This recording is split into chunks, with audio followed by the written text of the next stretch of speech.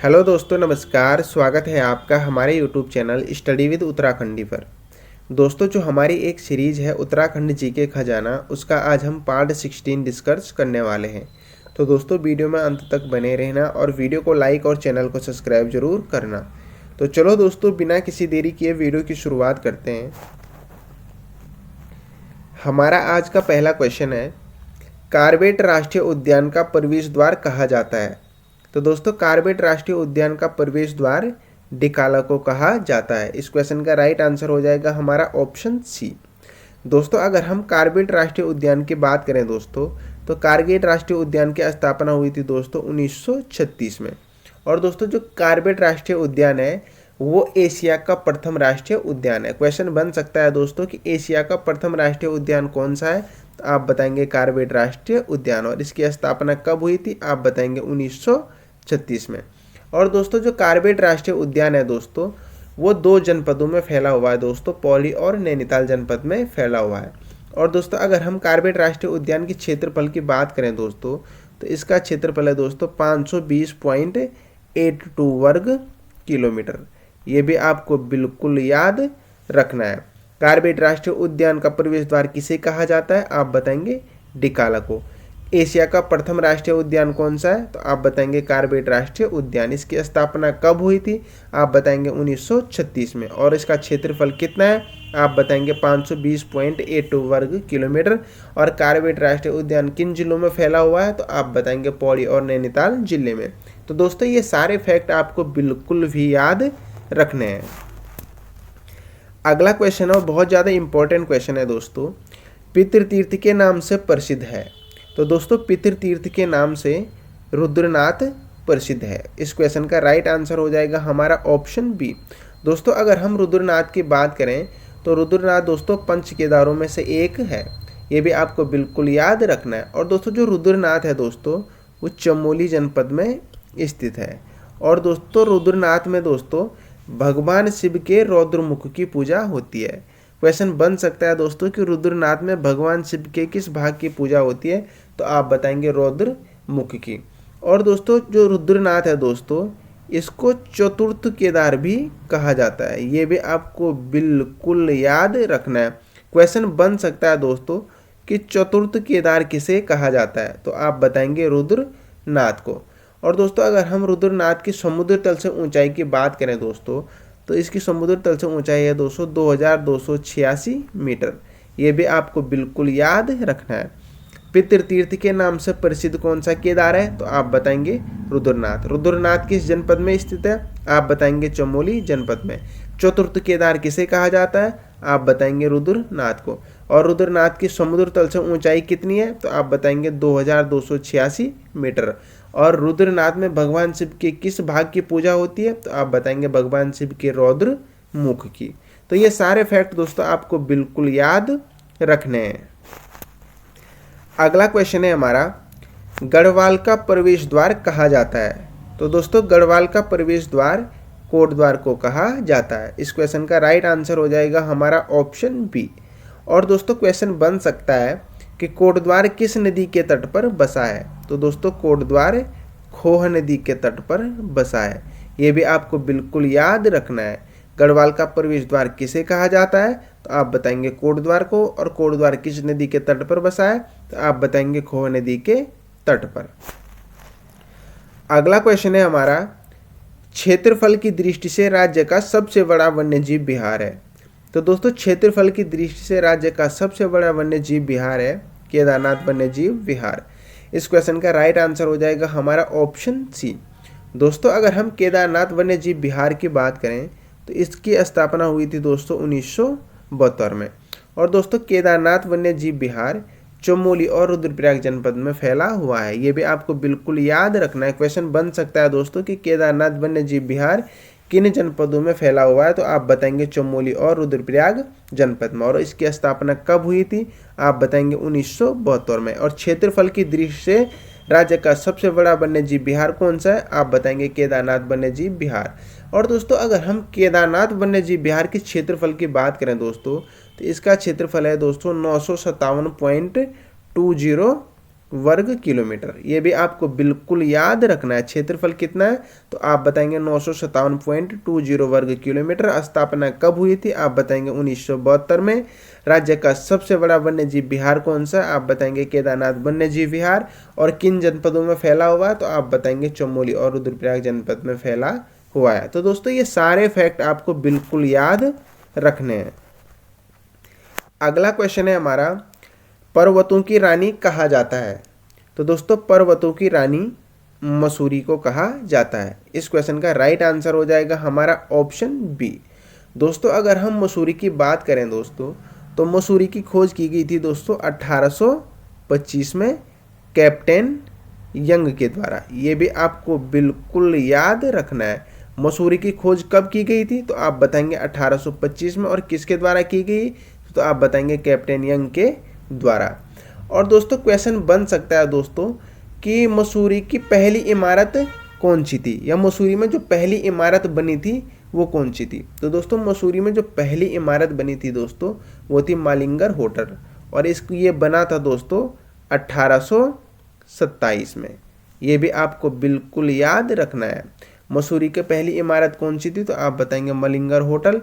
और ये कब बना था आप बताएंगे 1827 में। और मसूरी की खोज किसने की थी आप बताएंगे कैप्टन यंग ने। और कब की थी आप बताएंगे 1825 में। और पर्वतों की रानी किसे कहा जाता है तो आप बताएंगे मसूरी को।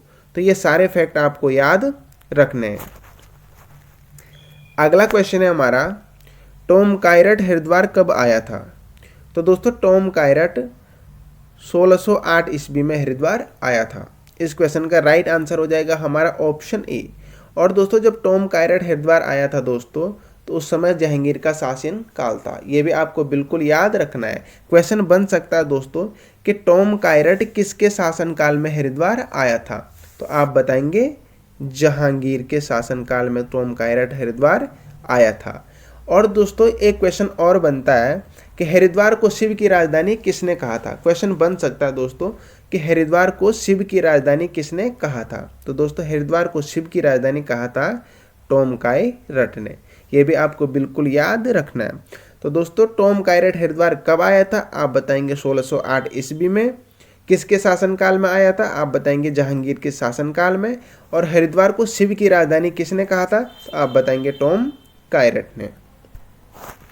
बढ़ते हैं अगले क्वेश्चन की तरफ। अगला क्वेश्चन है हमारा, पूरे भारत में सबसे स्वच्छ गंगा शहर 2019 में कौन सा बना। तो दोस्तों पूरे भारत में सबसे स्वच्छ गंगा शहर दोस्तों 2019 में बना था गौचर।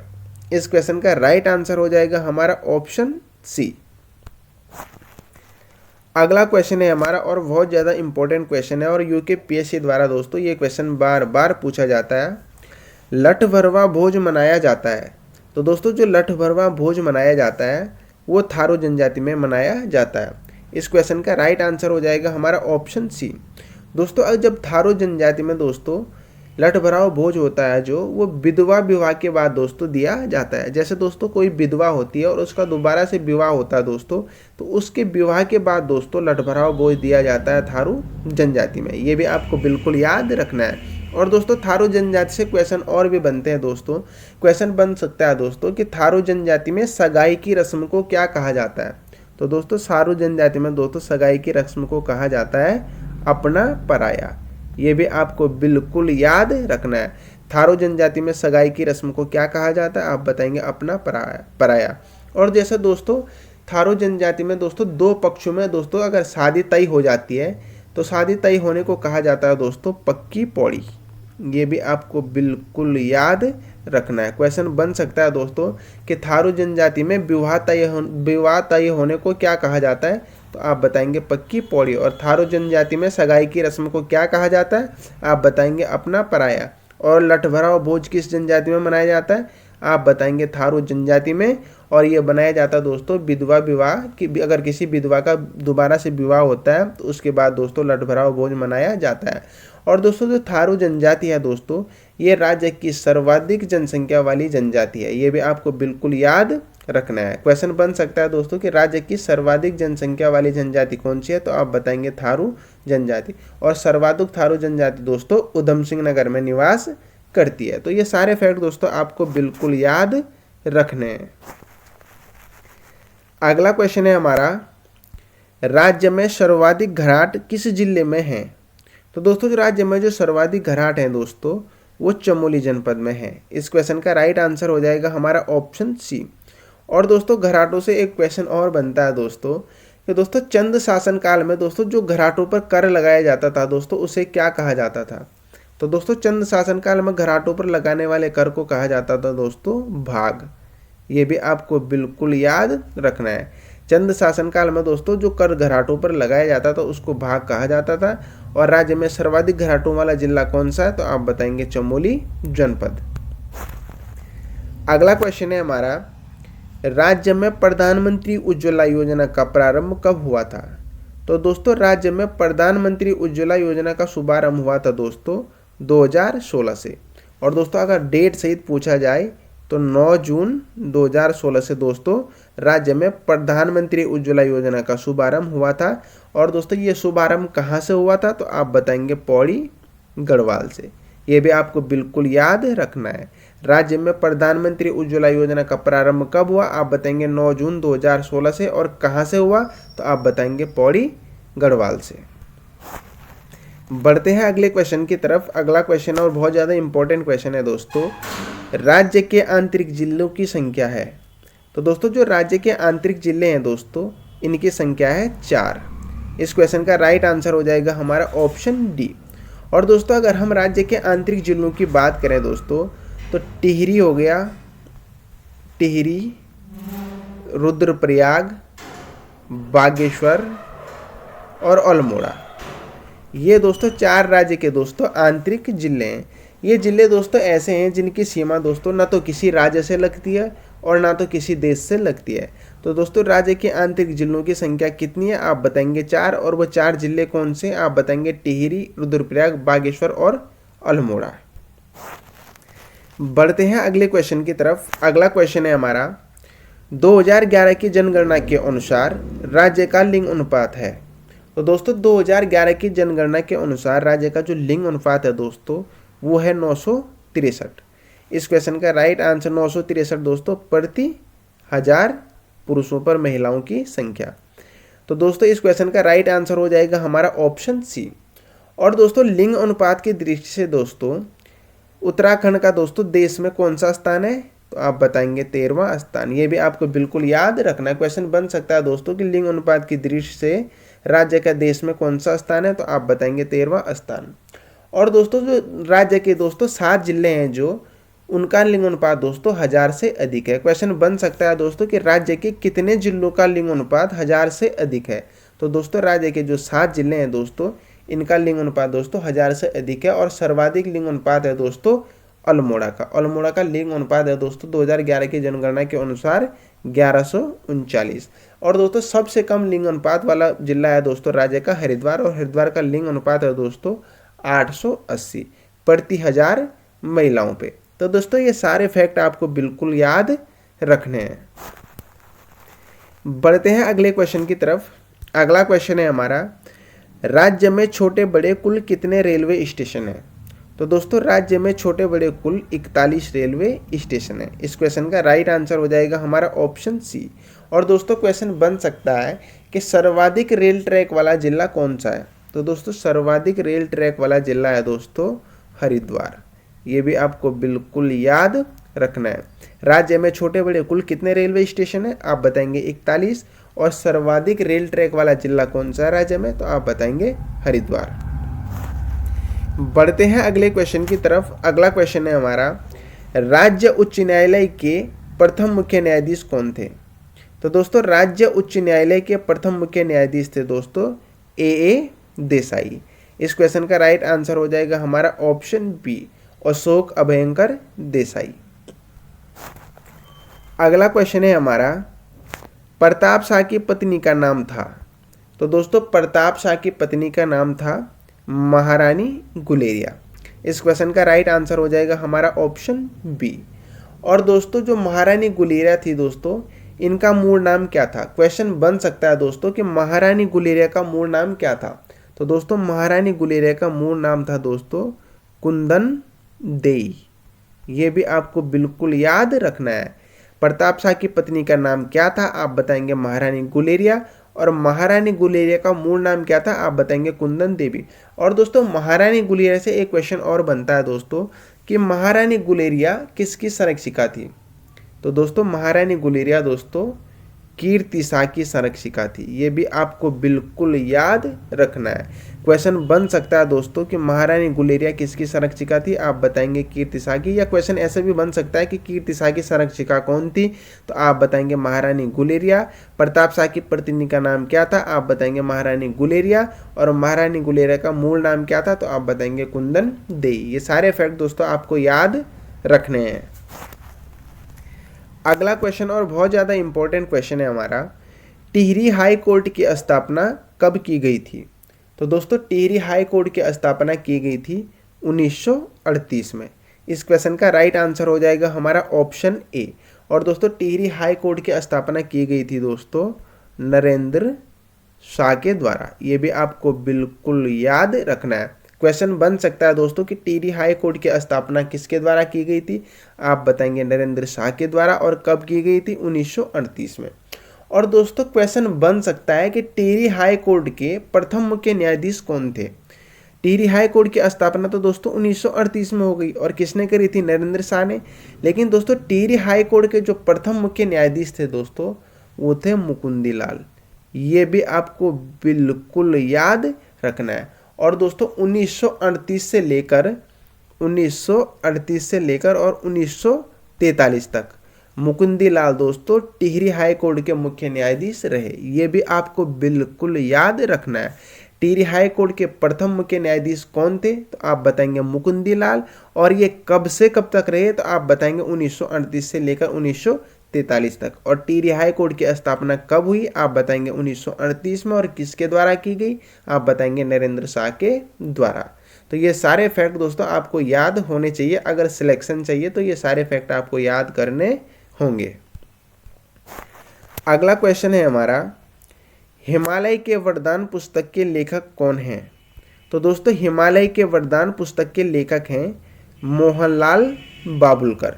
इस क्वेश्चन का राइट आंसर हो जाएगा हमारा ऑप्शन बी। अगला क्वेश्चन है हमारा, गढ़वाल का रखवाला किसे कहा जाता है? तो दोस्तों गढ़वाल का रखवाला कहा जाता है लोधी रिखोला को। इस क्वेश्चन का राइट आंसर हो जाएगा हमारा ऑप्शन डी। अगला क्वेश्चन है हमारा, टोपी बाबा के नाम से जाने जाते हैं। तो दोस्तों टोपी बाबा के नाम से जाने जाते हैं दोस्तों दर्शनलाल पांडे। इस क्वेश्चन का राइट आंसर हो जाएगा हमारा ऑप्शन सी। अगला क्वेश्चन और आज का अंतिम क्वेश्चन है हमारा, गढ़वाल जागृति सभा की स्थापना कब हुई थी? तो दोस्तों गढ़वाल जागृति सभा की स्थापना हुई थी 1938 में। इस क्वेश्चन का राइट आंसर हो जाएगा हमारा ऑप्शन बी। और दोस्तों गढ़वाल जागृति सभा की स्थापना की गई थी दोस्तों प्रताप शाह के द्वारा, ये भी आपको बिल्कुल याद रखना है। क्वेश्चन बन सकता है दोस्तों, प्रताप शाह नहीं, प्रताप सिंह नेगी के द्वारा की गई थी दोस्तों, प्रताप सिंह नेगी, ये भी आपको बिल्कुल याद रखना है। गढ़वाल जागृति सभा की स्थापना कब की गई थी? आप बताएंगे 1938 में। और किसके द्वारा की गई थी? तो आप बताएंगे प्रताप सिंह नेगी के द्वारा की गई थी। तो दोस्तों ये थे हमारे आज के कुछ इंपॉर्टेंट MCQ। दोस्तों आशा करता हूँ आपको वीडियो अच्छी लगी होगी। दोस्तों अगर वीडियो अच्छी लगती है तो वीडियो को लाइक, चैनल को सब्सक्राइब जरूर करें। और थैंक यू दोस्तों, मिलते हैं कल एक और वीडियो के साथ। तब तक के लिए बाय।